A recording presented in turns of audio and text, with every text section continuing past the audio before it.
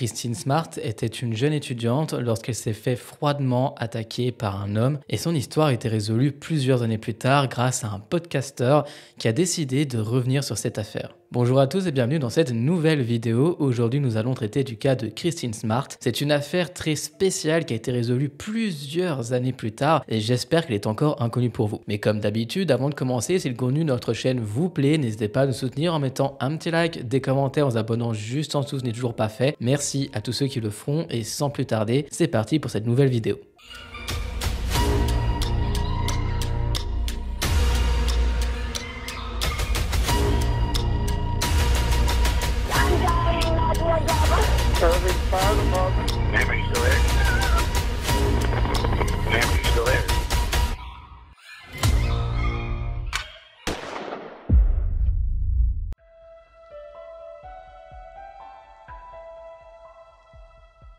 Christine Denise Smart est née le 20 février 1977 à Augsburg, une ville située en Bavière, en Allemagne de l'Ouest.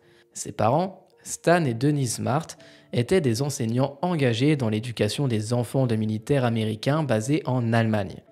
Leur mission éducative à l'étranger a duré quelques années avant qu'ils ne décident de retourner aux États-Unis pour poursuivre leur carrière et élever leur famille. Christine venait d'une famille aimante et soudée. Elle entretenait des relations étroites et affectueuses avec ses deux jeunes frères et sœurs, Lindsay et Matt.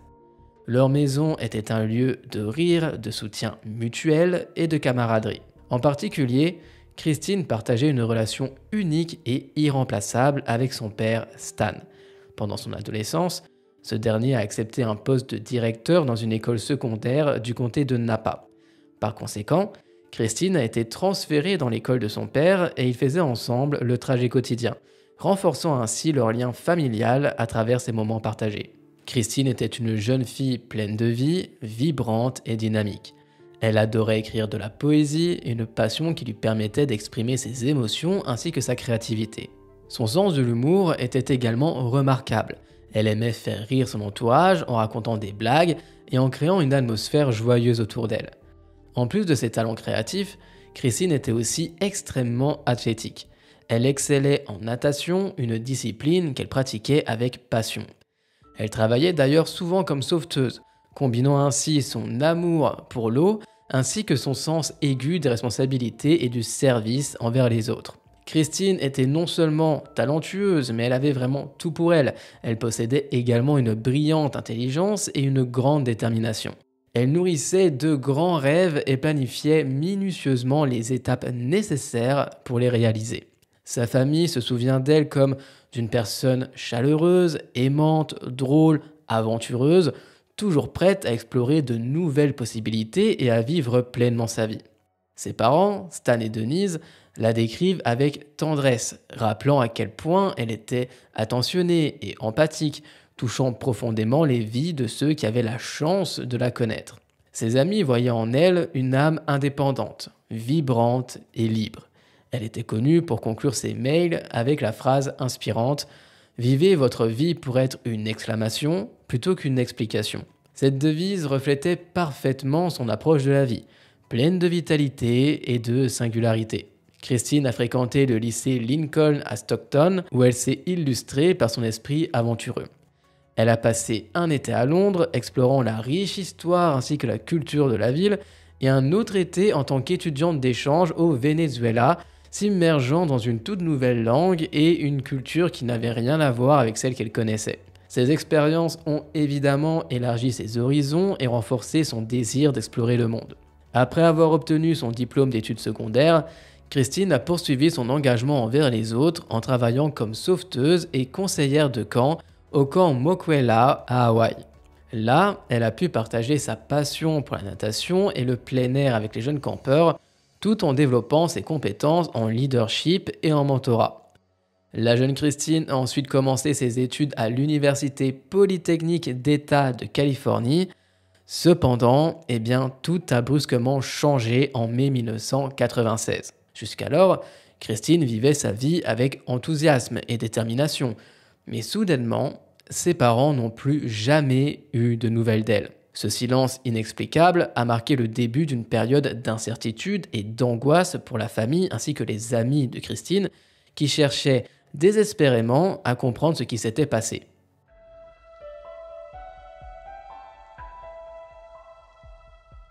Le 25 mai 1996, à San Luis Obispo, en Californie, la vie de Christine Smart a pris un tournant tragique. Âgée de 19 ans, cette étudiante en première année à l'Université Polytechnique d'État de Californie n'a pas répondu au coup à la porte de son dortoir ce matin-là. Personne n'avait eu de nouvelles d'elle depuis qu'elle avait assisté à une fête dans une maison de fraternité hors du campus la nuit précédente. Christine était connue pour sa routine bien établie, alors son amie proche, Margarita, était particulièrement inquiète ce jour-là. Christine avait en effet l'habitude de passer par sa chambre en premier chaque fois qu'elle rentrait dans le hall. De plus, elle n'avait pas rendu les clés qu'elle avait empruntées à Margarita la nuit précédente et ne répondait ni aux SMS ni aux appels, ce qui n'était pas du tout dans ses habitudes. Préoccupée par ce comportement inhabituel, Margarita a rassemblé quelques amis et ils ont commencé à chercher Christine sur le campus et aux alentours de la fête où elle avait été vue pour la dernière fois. Sait-on jamais. Mais malgré tous leurs efforts, Christine restait introuvable. Inquiets pour sa sécurité, ils ont contacté le service de police de l'université afin de signaler sa disparition. Initialement, la police a minimisé leurs préoccupations, suggérant que Christine aurait pu faire un voyage non planifié et qu'elle reviendrait probablement un petit peu plus tard. Surtout que ce week-end-là, c'était le week-end du Memorial Day. Les amis de Christine ont donc essayé de rester optimistes, imaginant qu'elle était peut-être allée voir son petit ami ou alors qu'elle était rentrée chez elle pour rendre visite à ses parents. Cependant, leur inquiétude a atteint son paroxysme lorsque la colocataire de Christine, Crystal Calvin, est revenue le lundi 27 mai et a constaté que tous les effets personnels de Christine, y compris son portefeuille, avaient été laissés derrière elle.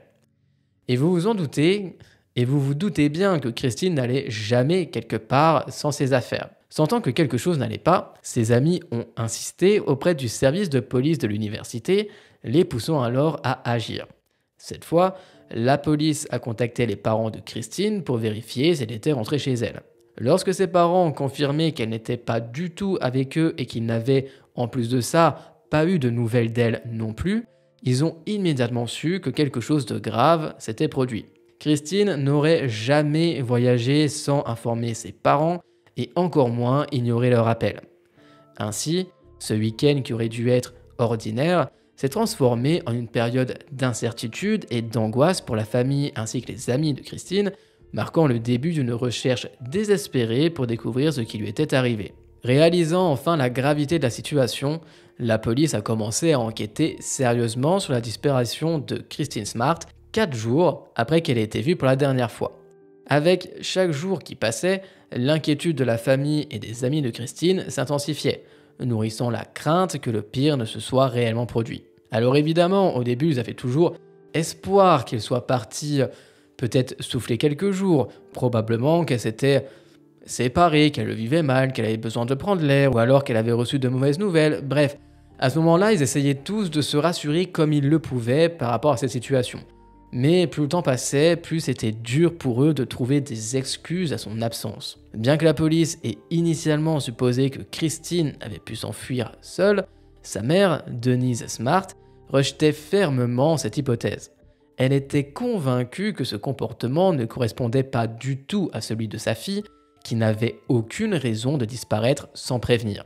Denise était profondément frustrée par l'attitude des détectives, sentant qu'ils ne prenaient pas la disparition de Christine assez au sérieux. Pour elle, ils traitaient cette affaire comme s'il s'agissait de la perte d'un objet sans importance, comme par exemple un vélo, plutôt que d'une personne. Poussés par les préoccupations de Denise, 2 agents du bureau du procureur de district ont rejoint la police du campus pour intensifier les recherches.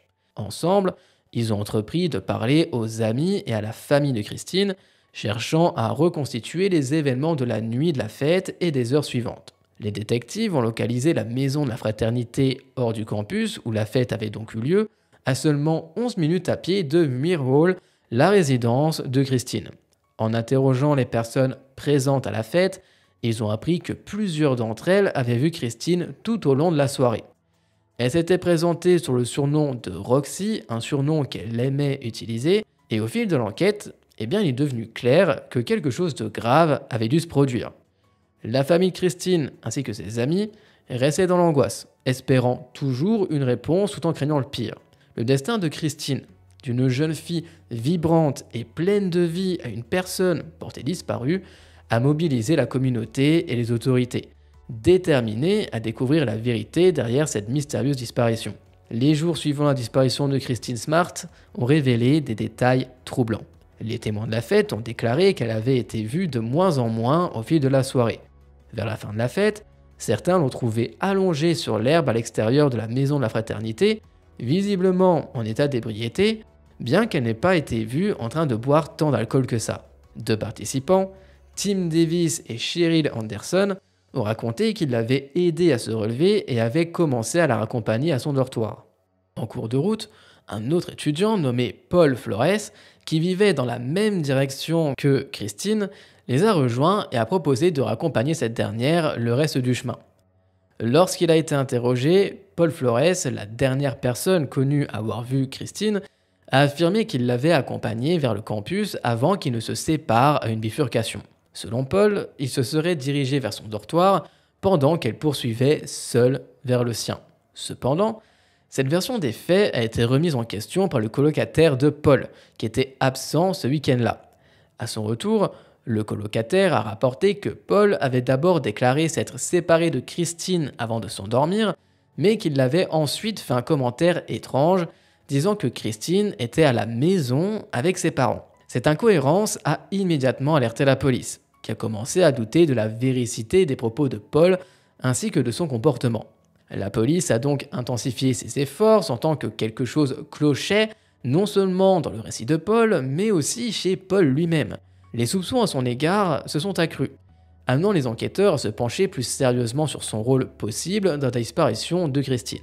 Paul Flores, un étudiant de 19 ans à l'Université Polytechnique d'État de Californie, était un jeune homme qui avait, toujours eu beaucoup de difficultés à se faire des amis. C'était quelqu'un d'assez spécial, sans vouloir être méchant ou paraître irrespectueux envers cette personne, mais c'était la façon dont il était décrit par ses pairs, tant au lycée qu'à l'université.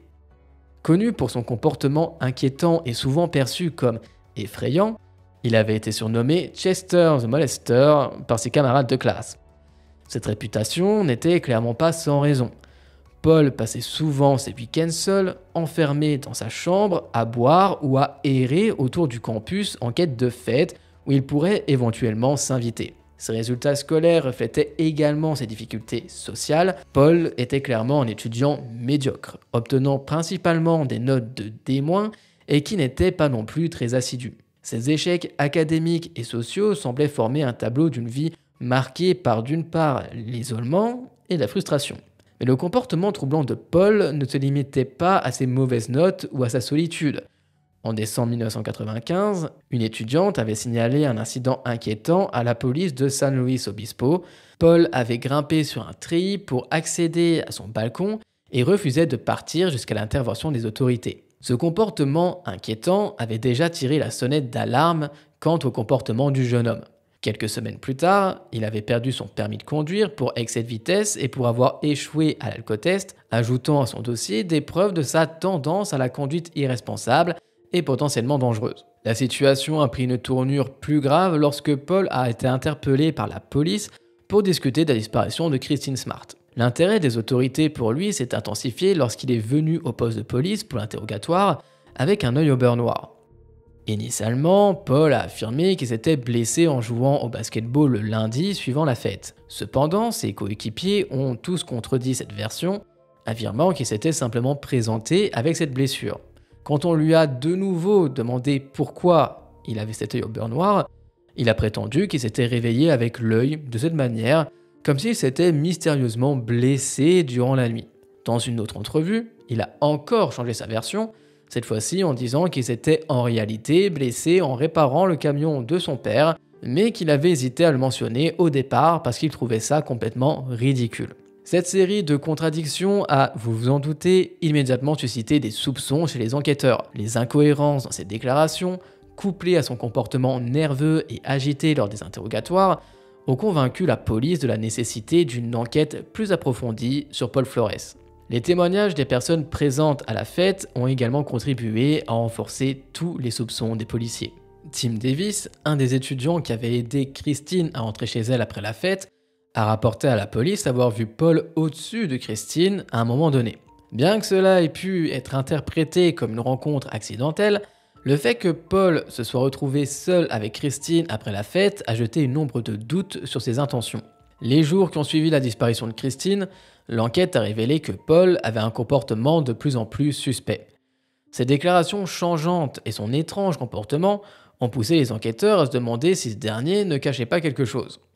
Les amis et la famille de Christine, de leur côté, étaient complètement dévastés par son absence, et les contradictions de Paul ont ajouté encore plus d'angoisse à leur désespoir. Malgré toutes ces indications troublantes, Paul a continué de nier toute implication dans la disparition de Christine. Il a fait appel à un avocat et a refusé de coopérer davantage avec les autorités ou de parler à quiconque au sujet de l'affaire. Ce silence obstiné n'a fait qu'accroître les soupçons à son égard, transformant Paul en une personne d'intérêt majeur dans l'enquête. La communauté universitaire et les proches de Christine ont suivi l'évolution de l'affaire avec une attention anxieuse. La disparition de l'étudiante était devenue un mystère qui pesait lourd sur tout le monde, et la focalisation croissante sur Paul n'a fait qu'intensifier le désir de justice et de réponse. L'enquête a continué à se concentrer sur chaque détail de la nuit de la fête, scrutant chaque aspect du comportement du jeune homme dans l'espoir de découvrir ce qui était arrivé réellement à Christine.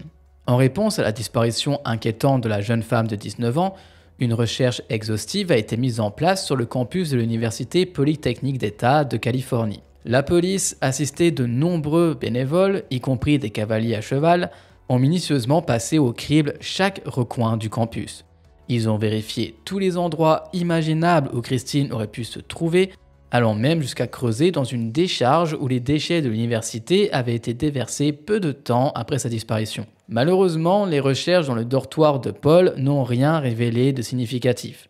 La chambre avait déjà été nettoyée car c'était la fin du semestre et le début de la pause estivale, rendant toute preuve potentielle difficile à trouver.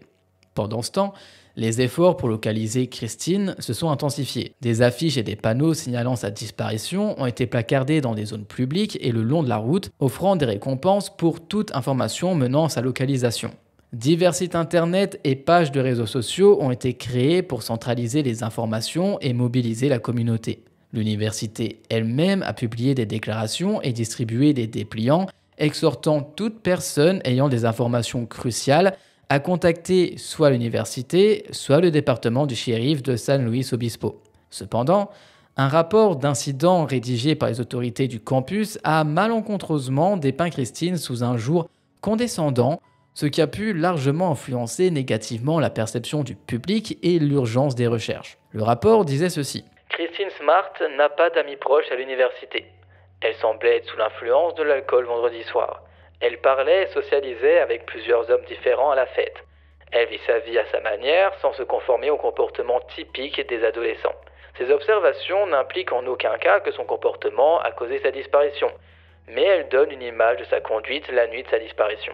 Malgré ce rapport quelque peu problématique, les efforts pour retrouver Christine ont bien sûr continué. Le FBI a même rejoint les recherches, publiant une affiche sollicitant des informations sur sa localisation et offrant une récompense à hauteur de 75 000 $, considérant sa disparition comme une haute importance. Au moment de sa disparition, Christine portait un t-shirt court gris, un short de surf noir et des chaussures de sport Puma rouge. Elle avait récemment teint ses cheveux blond naturel en brun foncé et mesurait 1,85 m.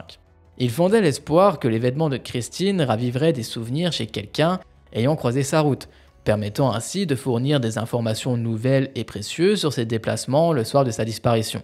Chaque détail vestimentaire pouvait jouer un rôle clé dans cette enquête complexe. Les enquêteurs misaient sur la mémoire collective pour débloquer ce dossier, espérant que quelqu'un reconnaîtrait ses vêtements et offrirait alors un témoignage crucial.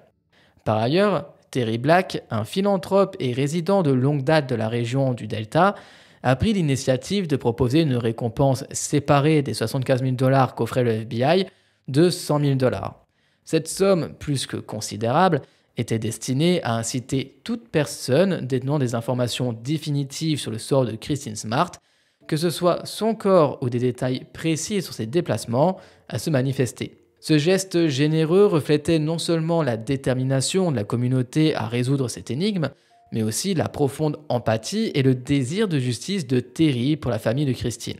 À mesure que les jours et les semaines s'écoulaient sans qu'aucune piste sérieuse ne soit découverte par la police du campus et les détectives, l'urgence de la situation devenait de plus en plus évidente.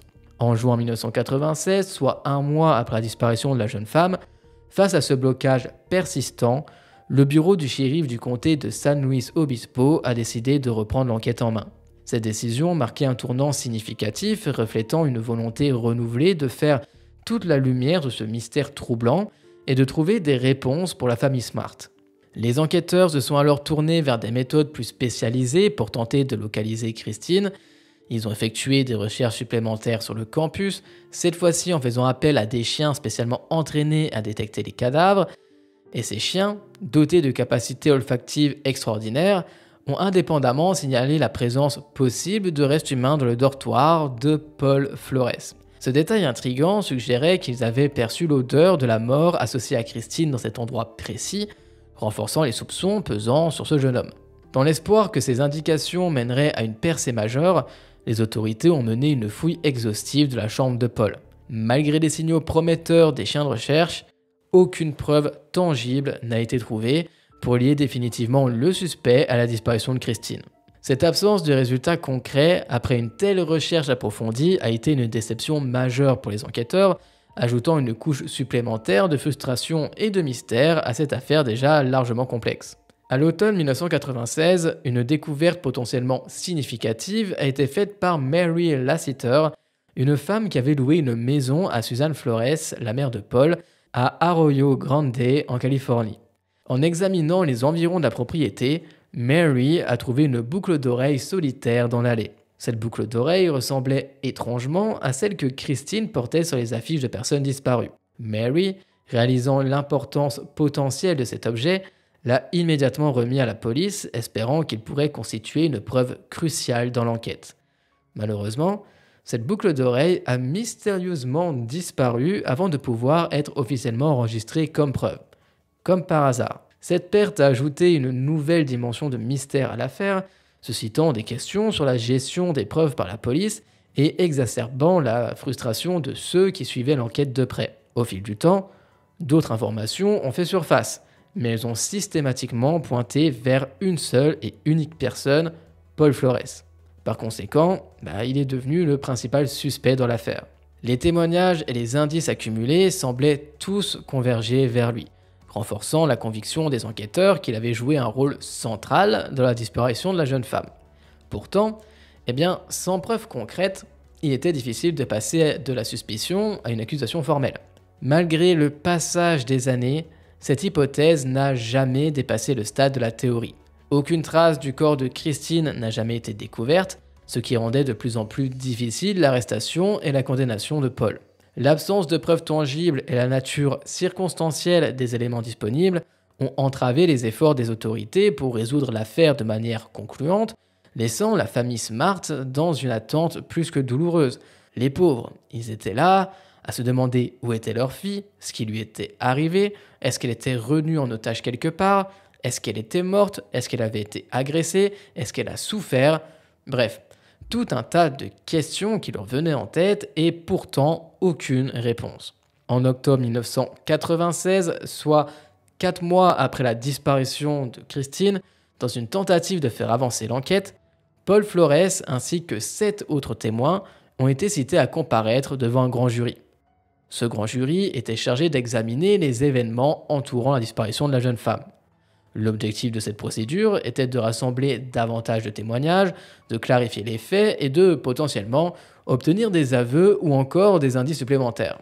Cette étape judiciaire visait à faire la lumière sur les zones d'ombre de l'affaire et à avancer vers une résolution tant attendue.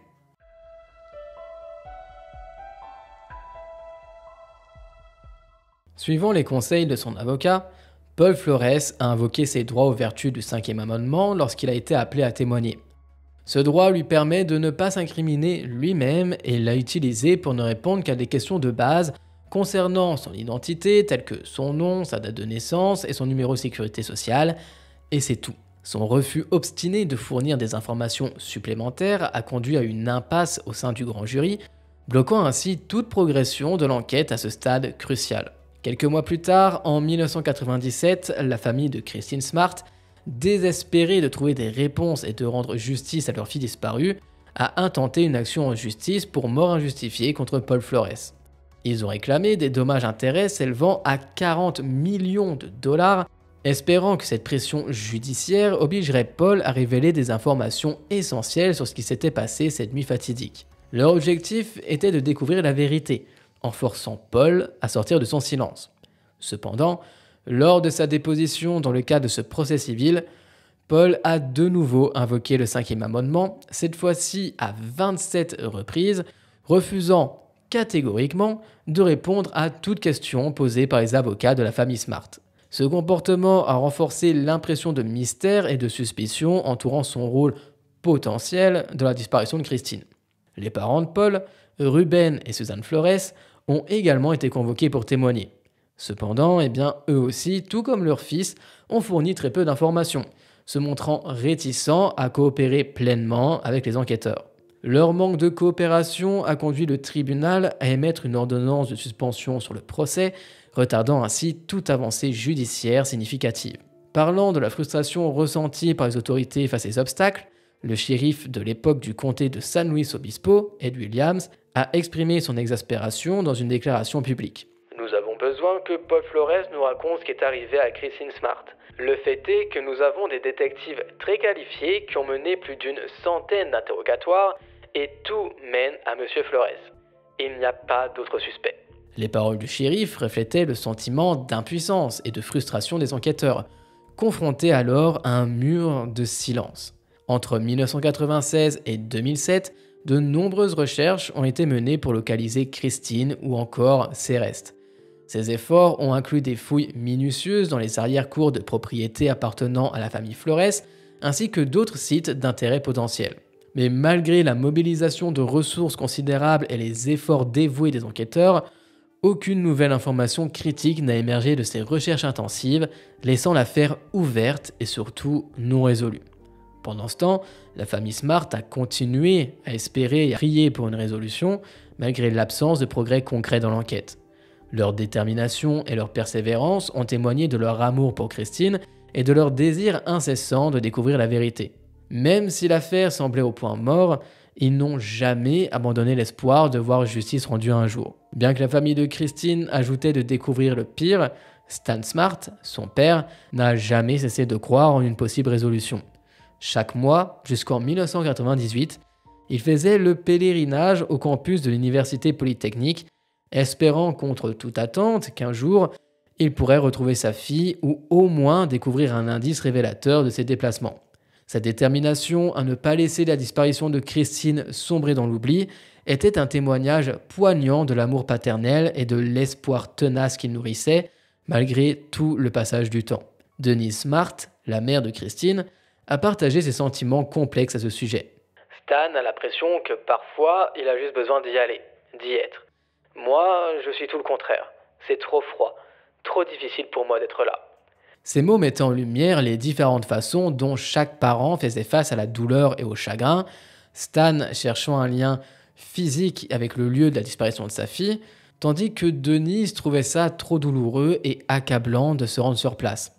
Au fil des années, les parents de Christine ont accumulé des dossiers privés sur Paul Flores qu'ils considéraient comme le principal suspect et n'ont cessé de mener leur propre investigation. Ils envoyaient régulièrement des photos de Christine à la famille Flores, les suppliant de partager toute information qu'ils pourraient avoir sur la disparition de leur fille. Cependant, ces efforts de communication ont été systématiquement rejetés, la famille Flores retournant les photos et les lettres sans réponse, choisissant de maintenir un silence obstiné. La famille Smart, refusant de laisser l'affaire tomber dans l'oubli, a accordé des interviews à tous ceux qui voulaient bien les entendre, maintenant ainsi le nom et l'histoire de Christine dans l'œil du public. Leur persévérance médiatique visait à garder l'attention sur l'enquête, espérant que cette visibilité permanente inciterait quelqu'un à se manifester avec des informations cruciales. Parallèlement, ils ont cherché de l'aide auprès du FBI et des législateurs de l'État, plaçant leur espoir dans les institutions, dans l'espoir, encore une fois, qu'un jour, la vérité émergerait et que justice serait enfin rendue.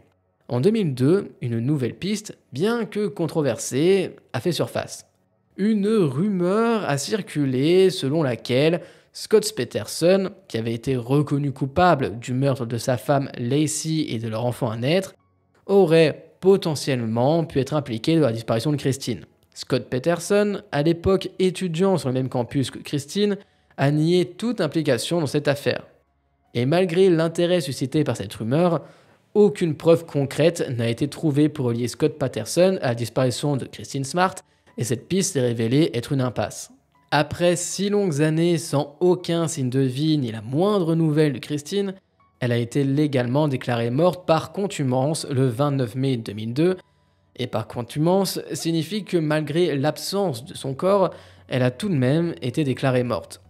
Cette déclaration officielle était une reconnaissance amère de la probabilité que Christine ne soit plus en vie, mais pour sa famille, ce n'était qu'une étape dans leur quête incessante de vérité. Résignés à cette dure réalité, les Smart ont continué à espérer qu'ils pourraient au moins récupérer le corps de leur fille, afin de lui offrir une sépulture digne et enfin clore ce chapitre douloureux de leur vie. Tant qu'ils n'avaient pas le corps, tant qu'ils ne pouvaient pas l'enterrer comme il se doit, c'est compliqué de tourner la page. Il y a toujours ce doute persistant, cet espoir que leur fille soit toujours en vie, qu'elle soit cachée quelque part, retenue quelque part par quelqu'un. Il y a toujours un espoir, qu'on le veuille ou non, tant qu'on n'a pas vu de nos yeux le corps de cette personne décédée, ils vont toujours espérer qu'elle ait pris la fuite pour une vie meilleure. Peu importe, t'as toujours espoir. Et eux, ils l'avaient toujours, malgré la douleur et d'être pratiquement certains que leur fille ne faisait plus partie de ce monde. Pendant ce temps, Paul et sa famille ont déclaré qu'ils étaient constamment harcelés par le public, victimes de la suspicion et de la colère de ceux qui suivaient l'affaire de près. Paul a affirmé qu'il avait du mal à trouver du travail, étant rejeté continuellement par les employeurs dès qu'il découvrait son passé plutôt suspect. À un moment donné, désespéré de fuir cette situation oppressante, Paul a même tenté de s'inscrire dans l'armée. Cependant, la famille Smart, déterminée à empêcher cet échappatoire, a contacté l'armée pour les informer du passé douteux de Paul, ce qui a conduit à l'échec de cette tentative. Un tournant significatif est survenu en 2011, lorsqu'un nouveau shérif a été élu dans le comté de San Luis Obispo, remplaçant le précédent détective en chef. Le nouveau shérif, Ian Parkinson, a immédiatement exprimé un vif intérêt pour l'affaire de Christine Smart et s'est engagé envers la famille de la victime à en faire une priorité. Cette promesse a évidemment ravivé l'espoir de ces derniers, leur offrant une lueur d'espoir dans une situation qui semblait de plus en plus désespérée avec les années qui s'étaient déjà écoulées. Fidèle à sa parole, le shérif Parkinson a assigné un détective à travailler à temps plein sur cette affaire. Cet effort dévoué a conduit à une série d'actions concrètes. 96 entretiens ont été menés, 23 mandats de perquisition ont été délivrés et 258 nouvelles preuves ont été collectées. Et rien que ça. Chaque nouvelle piste, chaque nouvelle preuve semblait continuellement pointer vers le suspect de longue date, Paul Flores, renforçant l'hypothèse de son implication. En 2016, un développement prometteur a été annoncé par le bureau du shérif du comté de San Luis Obispo. Avec l'aide du FBI, des chiens de recherche ont été déployés pour fouiller une zone spécifique du campus polytechnique de Californie. Au cours de cette fouille, plusieurs objets censés appartenir à Christine ont été découverts sur 3 sites de fouilles situés près de son dortoir. Ces découvertes ont suscité un regain d'espoir, mais malgré ces efforts, les enquêteurs n'ont toujours pas réussi à trouver de preuves concrètes reliant Paul au crime et l'affaire s'est de nouveau refroidie. L'affaire resterait non résolue pendant plusieurs années, alimentant la frustration et la douleur de la famille Smart ainsi que l'indignation du public. Pour rappel, Christine a disparu en 1996. En 2016, ça faisait déjà 20 ans que la jeune femme avait disparu. Cependant, de manière inattendue, une affiche a suscité un nouvel intérêt pour l'affaire et a conduit à un tournant crucial dans l'enquête. Cette nouvelle piste, bien que surprenante, a ravivé l'espoir que la vérité sur la disparition de Christine pourrait enfin être découverte, apportant avec elle la possibilité de justice tant attendue. Un jour, en passant devant un panneau d'affichage à Arroyo Grande Creek sur la côte centrale de la Californie, Chris Lambert, un jeune auteur, compositeur, musicien et ingénieur du son, a ressenti une curiosité immédiate. Le panneau affichait une photo souriante de Christine Smart, disparue depuis 1996, accompagnée d'une offre de récompense de 75 000 $ pour toute information cruciale concernant ses allées et venues. Ce simple panneau a capté l'attention de Chris et a marqué le début d'une nouvelle obsession qui allait changer sa vie. À l'époque de la disparition de Christine, Chris n'avait que 8 ans. Bien que l'affaire ait été une nouvelle majeure, il était bien trop jeune pour en saisir les détails. Des années plus tard, poussé par une curiosité renouvelée, Chris a commencé à poser des questions à sa famille et à ses amis sur Christine Smart. À sa grande surprise, de nombreuses personnes qui l'interrogeaient se souvenaient très peu d'elle. Certains la confondaient même avec Elizabeth Smart, la jeune fille de 14 ans qui avait été enlevée et retrouvée saine et sauve au début des années 2000. D'autres croyaient à tort que le corps de Christine avait été retrouvé et que l'affaire était close. En septembre 2019, animé par une fascination grandissante pour cette affaire non résolue, Chris a entrepris des recherches en ligne pour en savoir plus.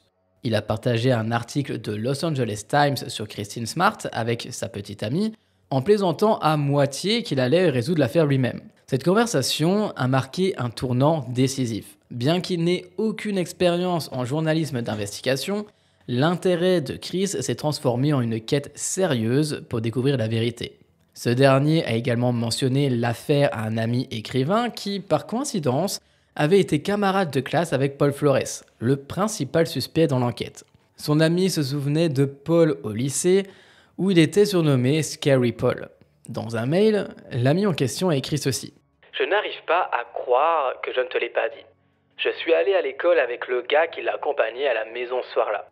Nous l'avons tous appelé Scary Paul. » Ce témoignage a bien sûr intrigué Chris, renforçant sa détermination à en savoir plus sur Paul et à plonger plus profondément dans l'affaire de Christine. Animé par cette nouvelle information, Chris Lambert a décidé de lancer un podcast.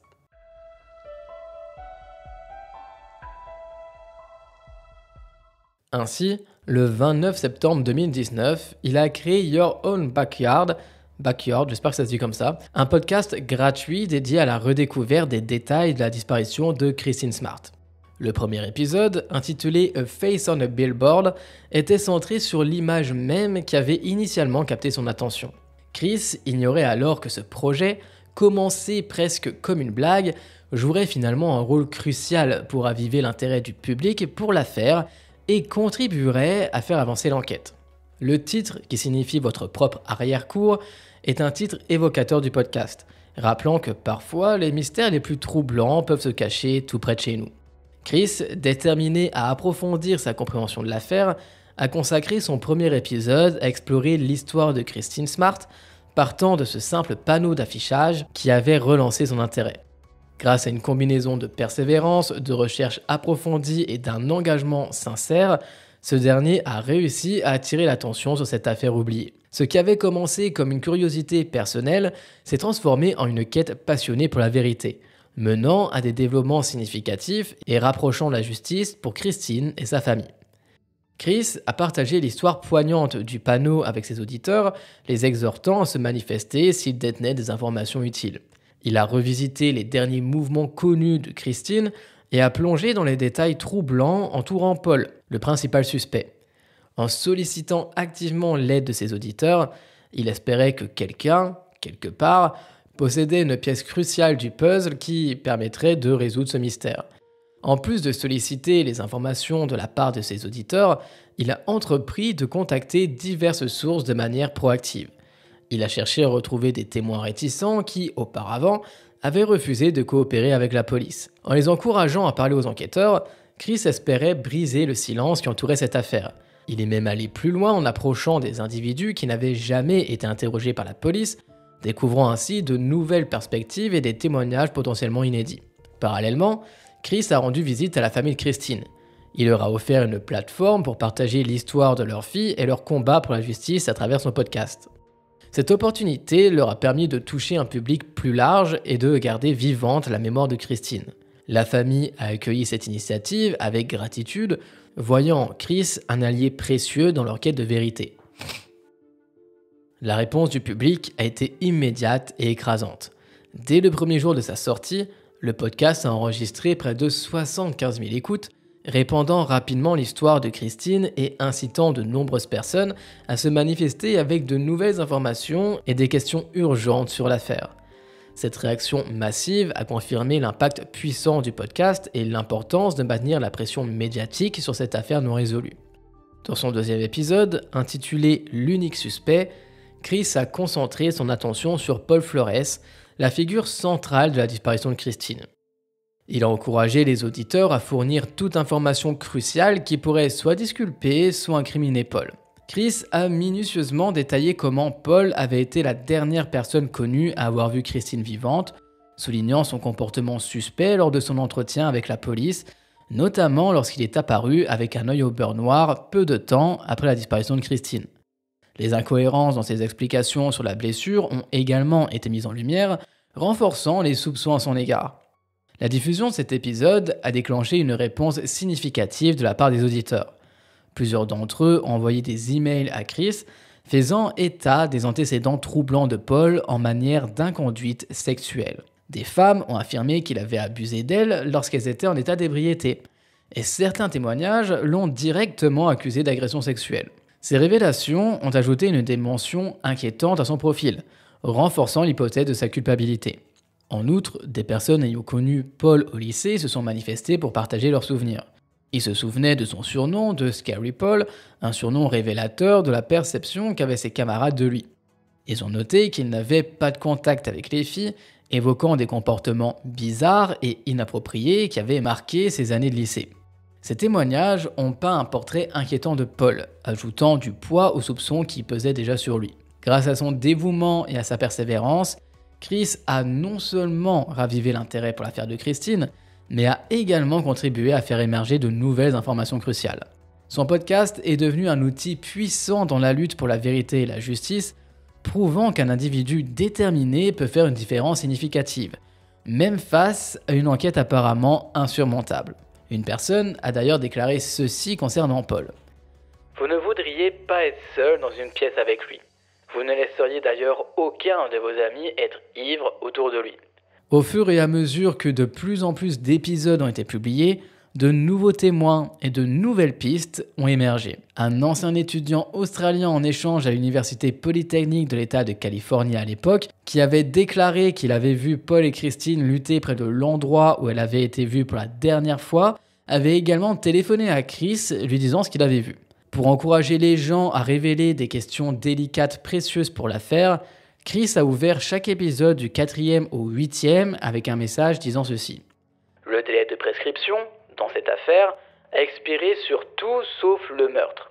Quiconque se présente avec des informations ne sera accusé d'aucun crime. » Mary Lassiter, souvenez-vous, l'ancienne locataire de la maison de Suzanne Flores, la mère de Paul, a tendu la main à Chris avec une histoire effrayante. Mary a dit à ce dernier que tous les matins, vers 4h20, elle était réveillée par le bruit d'un bip qui rappelle une alarme de montre numérique.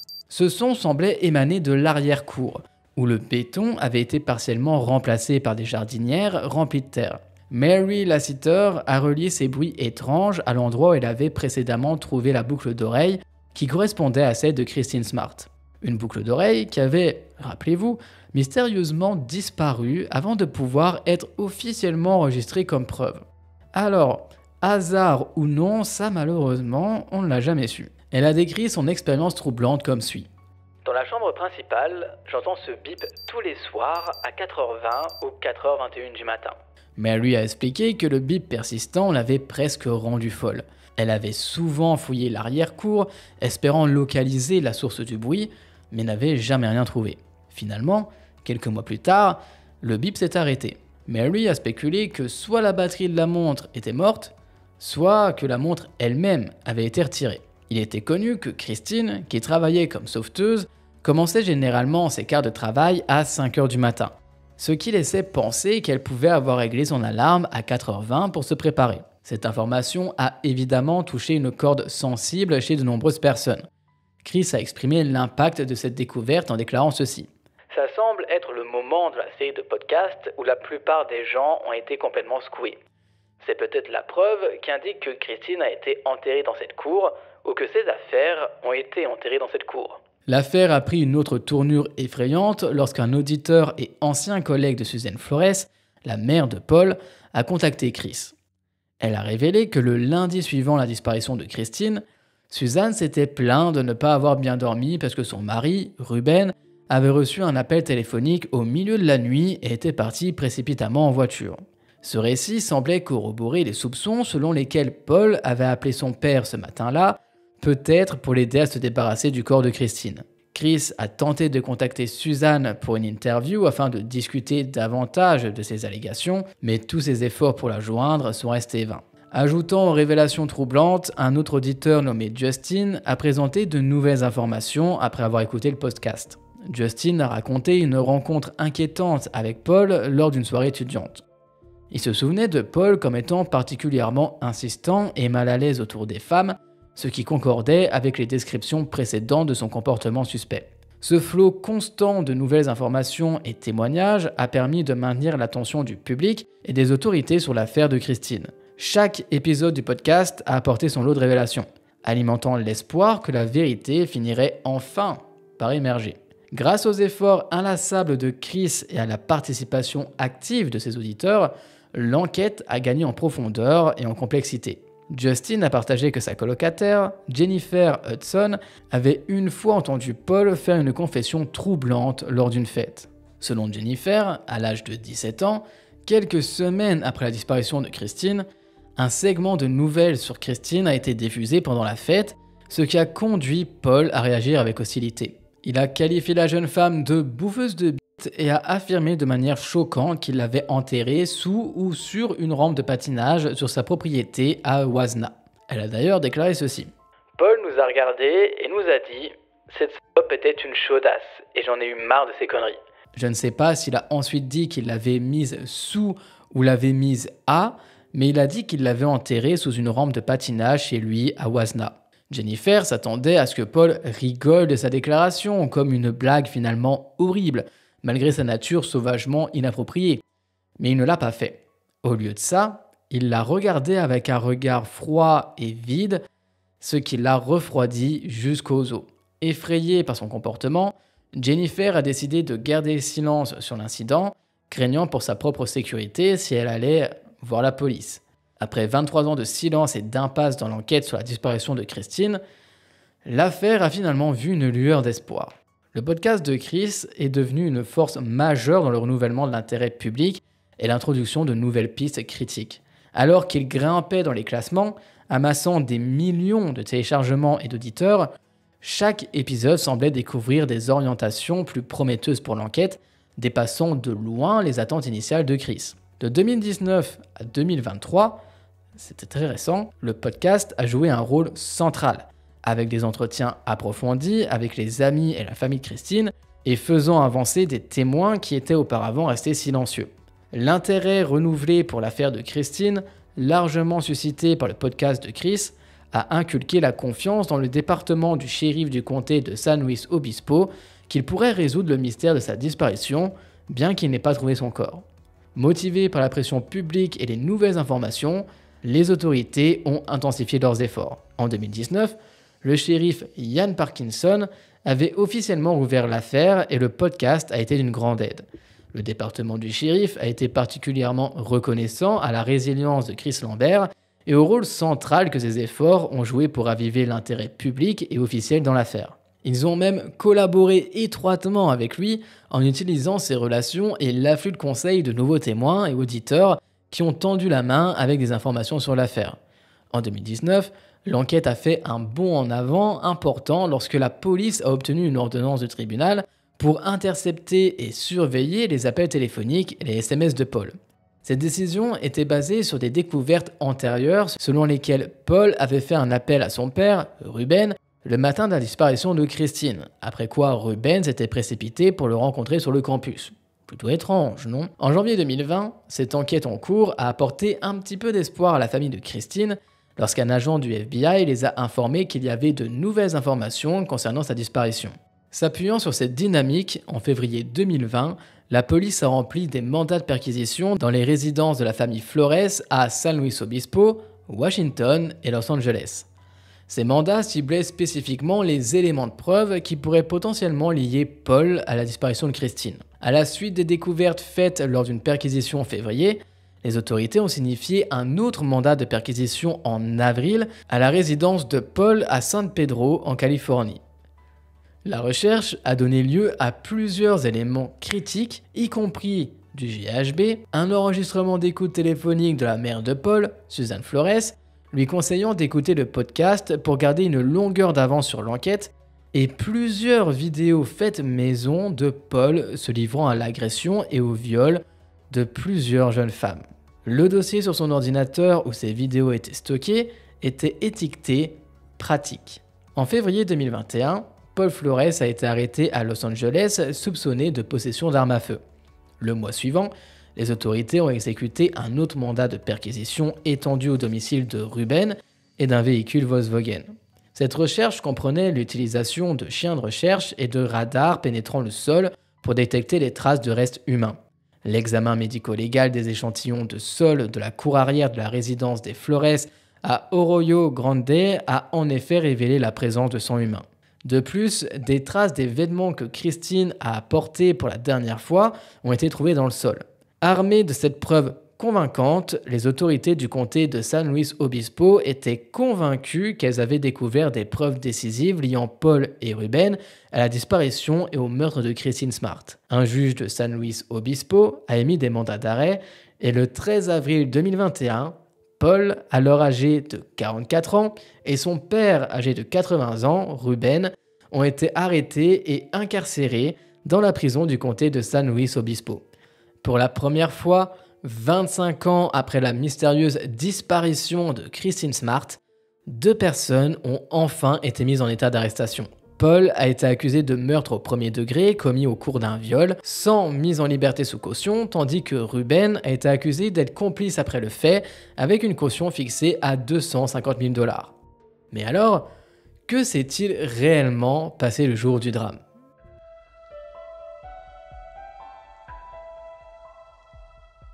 Le vendredi 24 mai 1996, Christine a terminé ses cours plus tôt en prévision du week-end du Memorial Day. Excitée et de bonne humeur après avoir reçu de bonnes nouvelles au sujet de ses examens de biologie, Christine était prête à se détendre et à profiter de son week-end.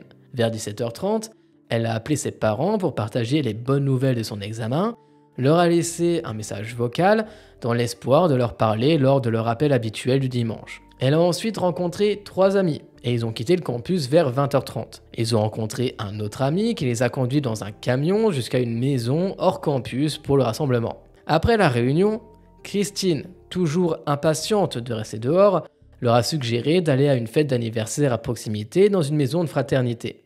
Son amie la plus proche et voisine du dortoir, Margarita Campos, a hésité, se sentant fatiguée cette soirée-là. Malgré les supplications de Christine, ses amis ont décidé de ne pas la rejoindre à la fête. À contre-cœur, ils l'ont déposée à 2 pâtés de maison du lieu de la fête vers 22h30. Margarita a prêté à Christine les clés de son dortoir puisque cette dernière avait oublié les siennes. À la fête, Christine, comme dit, s'est présentée en étant Roxy, un surnom qu'elle aimait souvent utiliser.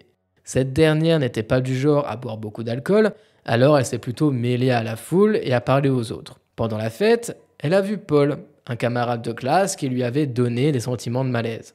Malgré un moment choquant où Paul est tombé accidentellement sur elle, Christine n'y a pas beaucoup pensé à l'époque. Plus tard, alors qu'elle parlait à Paul et à d'autres étudiants, ce dernier a glissé du GHB dans sa boisson sans même qu'elle s'en aperçoive. Après avoir consommé son verre, ils se sont séparés et on imagine bien Paul tapis dans l'ombre à attendre que la jeune femme ne soit plus dans son état normal. Vers 2h du matin, Tim Davis, un autre étudiant, a trouvé Christine allongée inconsciente et apparemment en état d'ébriété sur la pelouse à l'extérieur de la maison. Bien qu'elle n'ait pas beaucoup bu d'alcool, elle avait froid et était incapable de marcher. Tim, ainsi qu'une autre étudiante appelée Cheryl Anderson, a aidé Christine à se relever et a commencé à l'escorter jusqu'à son dortoir. Paul les a rejoints, offrant de les aider. Croyant qu'il agissait de bonne foi, Tim et Cheryl lui ont permis de se joindre à eux, et Tim a quitté le groupe. Alors que Cheryl et Paul ramenaient Christine à la maison, Cheryl a atteint sa destination en premier.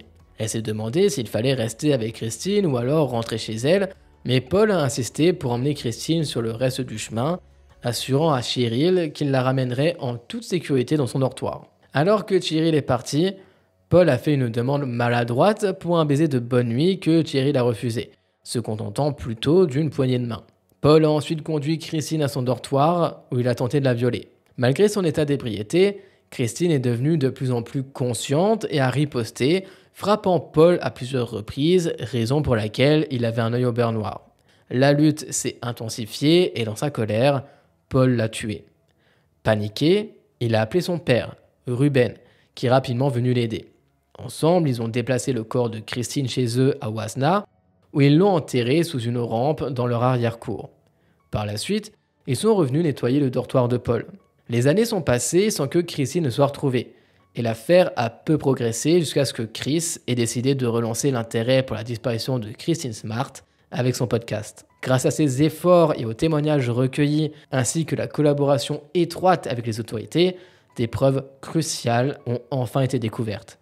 Ces efforts ont finalement conduit à l'arrestation de Paul et Ruben Flores en 2021, apportant enfin une lueur d'espoir significative à la famille de Christine et à ceux qui ont suivi cette affaire pendant plus de 2 décennies.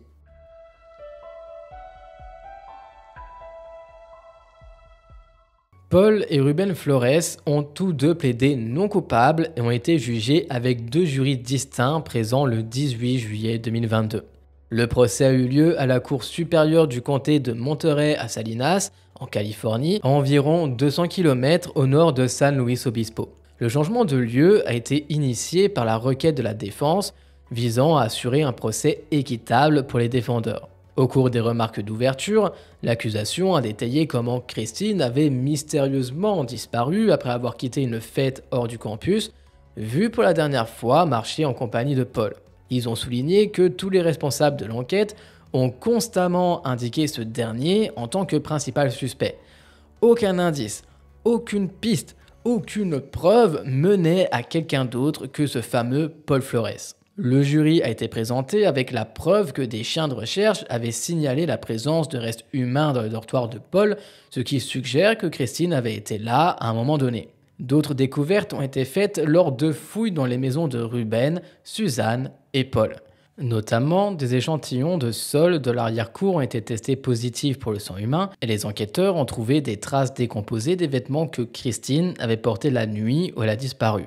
De plus, le tribunal a été informé du comportement très troublant affiché par Paul avant l'incident où il avait été vu s'attarder autour du logement de Christine, la rendant mal à l'aise, elle et ses amis. Stephen Fleming, un ami de Christine, a témoigné que la présence de Paul mettait les autres mal à l'aise et qu'il avait souvent vu ce dernier flâner près de la chambre de Christine tard dans la nuit, bien qu'ils ne vivaient pas dans le même bâtiment. Au cours du procès, plusieurs participants à la fête et amis de Christine ont été appelés à témoigner, racontant les informations qu'ils avaient initialement partagées avec la police sur toutes les interactions entre Christine et Paul. Un témoin crucial était Jennifer Hudson, qui avait 17 ans en 1996. Elle a raconté au jury comment Paul avait mentionné de manière inquiétante qu'il avait enterré Christine sous une rampe chez lui. Jennifer a également partagé que cette rencontre l'avait tellement effrayée qu'elle s'est sentie obligée d'acheter une arme à feu pour l'autodéfense, craignant que Paul ne la cible ensuite. Elle a dit « Ça m'a tordu le ventre de le revoir, mais ma peur était éteinte, et je n'avais plus peur de lui. J'ai pris la décision que chaque fois que je ne regardais pas son avocat, je le regarderais.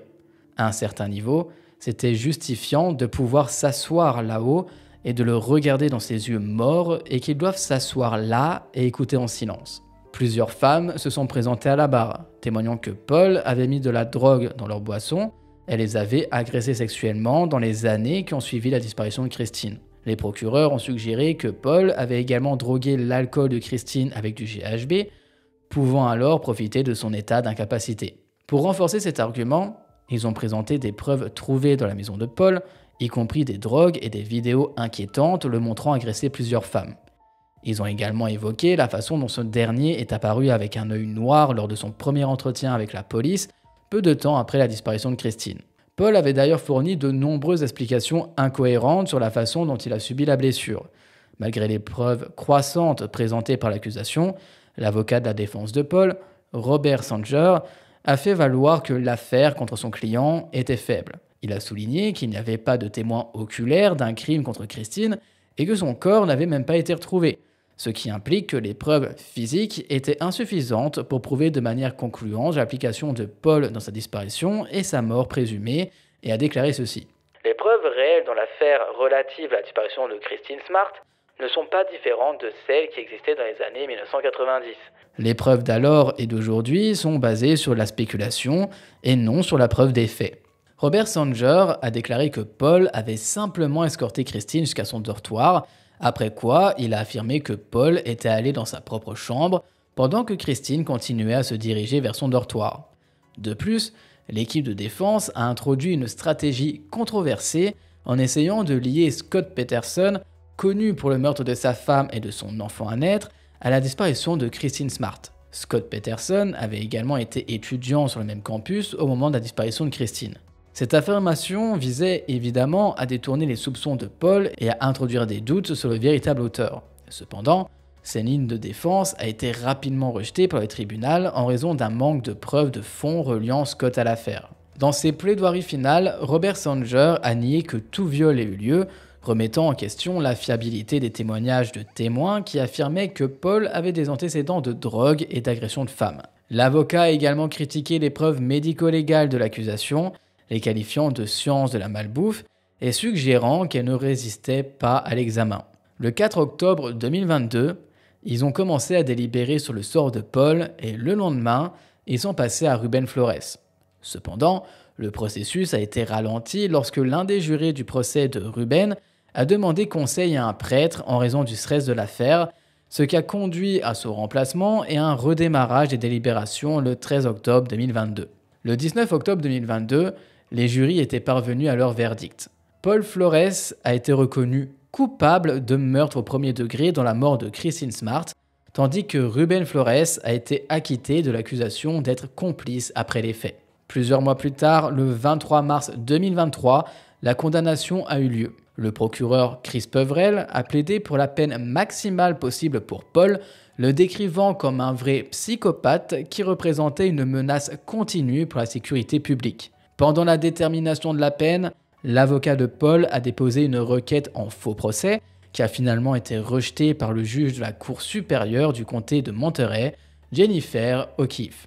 La juge O'Keefe a fermement condamné Paul, le qualifiant de cancer pour la société et ordonnant qu'il s'inscrive comme délinquant sexuel à vie. Elle a souligné que ce dernier avait vécu en liberté dans les communautés pendant plus de 2 décennies malgré son comportement prédateur envers les femmes et que maintenant, il était temps qu'il passe ce même temps derrière les barreaux. Paul a été condamné à 25 ans de prison à la prison à vie, sans possibilité de libération conditionnelle, apportant un certain degré de fermeture à la famille de Christine après des décennies de douleur et d'incertitude. Ce qui signifie que Paul va passer au minimum 25 ans derrière les barreaux, sans possibilité de libération conditionnelle, et que, une fois ces 25 ans passés, possiblement, il restera derrière les barreaux pour le restant de ses jours.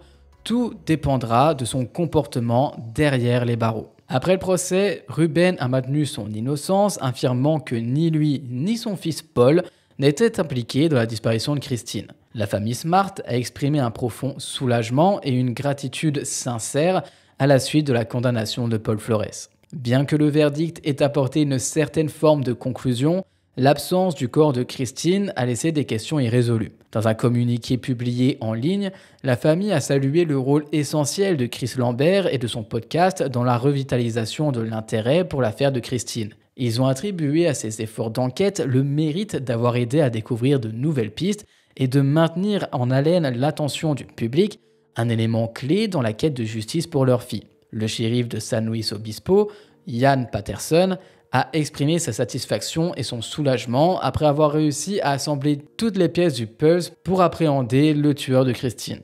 En hommage à Christine Smart, une bourse d'études a été établie, accompagné d'une biographie sur le site web qu'il a décrit comme une personne qui a toujours embrassé l'aventure et a persévéré pour atteindre ses rêves. En réponse à la façon dont les autorités du campus ont géré la disparition de Christine, d'importants changements législatifs ont été apportés. La loi sur la sécurité du campus Christine Smart a été adoptée le 19 août 1998 et est entrée en vigueur le 1er janvier 1999. Cette loi exigeait que toutes les écoles publiques établissent des accords officiels avec les services de police locaux afin d'assurer un signalement rapide des cas de violence ou d'élèves disparus. Le 18 janvier 2024, la famille de Christine a déposé une nouvelle plainte officielle contre l'Université Polytechnique de l'État de Californie pour négligence de détresse émotionnelle et mort injustifiée. Concernant Paul, à peine quelques semaines après son arrivée à la prison, il a été attaqué par Jason Budrow, un détenu purgeant 2 condamnations à perpétuité pour le meurtre de sa petite amie et le meurtre en prison d'un autre criminel. Quelques mois plus tard, le 10 avril 2024, donc c'était il y a vraiment très peu de temps, Paul a été attaqué pour la 2e fois par un détenu qui l'a poignardé dans la cour récréative. Il a été hospitalisé pendant quelques jours, il est toujours en vie, mais ensuite retourné en prison jusqu'à sa prochaine attaque. Alors vraiment, vu toutes les mésaventures qui lui arrivent en prison depuis son arrivée, il a quand même visiblement peu de chance à ce qu'il sorte un jour de prison vivant, et même qu'il finisse sa peine de prison. Je pense personnellement qu'il risque de se faire tabasser un bon nombre de fois, voire tuer carrément en prison.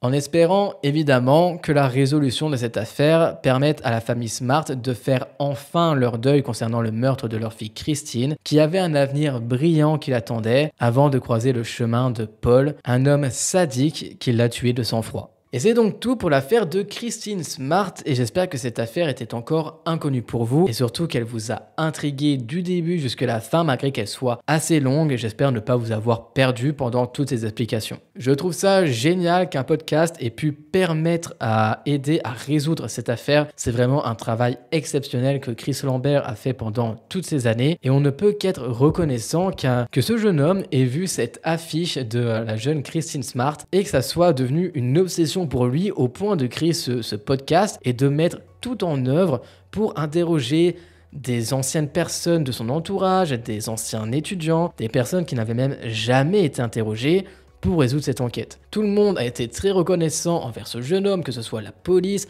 la famille de Christine, ses amis, même l'université, tout le monde était vraiment très reconnaissant envers lui et franchement, il a de quoi. Même moi, j'en suis reconnaissant. Comme d'habitude, n'hésitez pas à me dire ce que vous avez pensé de cette affaire dans les commentaires, si elle vous a plu, si vous avez des choses à rajouter concernant celle-ci, un avis quelconque, c'est toujours un plaisir de vous lire. Merci à vous et on se retrouve très prochainement pour une nouvelle vidéo. Je vous souhaite à tous et à toutes une bonne soirée, une bonne semaine. À très bientôt. Ciao.